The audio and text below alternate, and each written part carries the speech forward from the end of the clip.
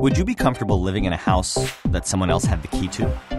What if an underground tunnel led into it from a public park, where its windows could never quite close all the way? Would you trust it with your safety and your privacy? The internet is that house. This is not to say never go into the house, but rather you should know the hazards before you store all of your valuables there, and do what you can to protect them.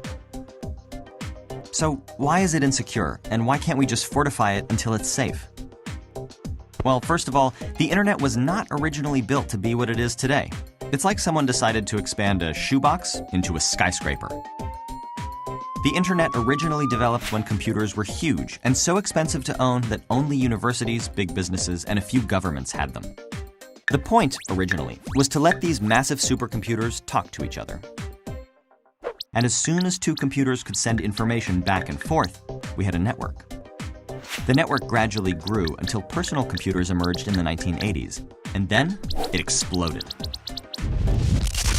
Soon, people were not just talking to each other, but also exchanging money, playing games, reading news, shopping, and doing everything we associate with the internet today.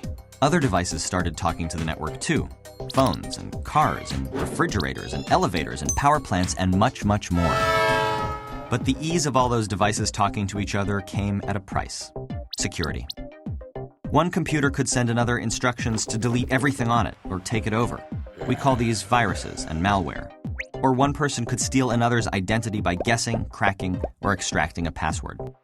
Vulnerabilities such as these will never completely go away because they're built into the internet's very architecture. Criminals use them to steal billions of dollars, governments use them for surveillance, and hacktivists use them to further their political goals. Between 2004 and 2013, over 1 billion records of personal information were stolen or leaked through data breaches of major organizations. As a thought experiment, let's imagine what a perfectly secure internet might look like.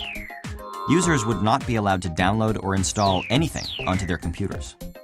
All internet traffic would be monitored and regulated by bots and humans, massively limiting the number of websites you could visit. In order to log on to a website, you'd have to type in a 100-character password, submit a genetic sample, and whistle a tune.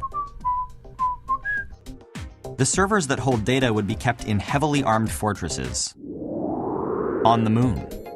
And even with all these safeguards in place, some clever hacker would almost certainly still find a way in. The good news is, even with our flawed internet, there are simple things you can do to protect yourself. And there are a lot of people committed to making the internet more secure. In Nova's Cybersecurity Lab, you'll play as one of these people, protecting a company that's the target of increasingly sophisticated cyber attacks. You must continuously strengthen your defenses to thwart these attackers. You'll do this by completing challenges that will give you basic coding abilities, help you spot scams designed to trick you into giving up your secrets, and teach you how passwords are cracked and strengthened. The house that is the internet may be built on a shaky foundation, but it's been a home to innovation and an unprecedented free exchange of ideas.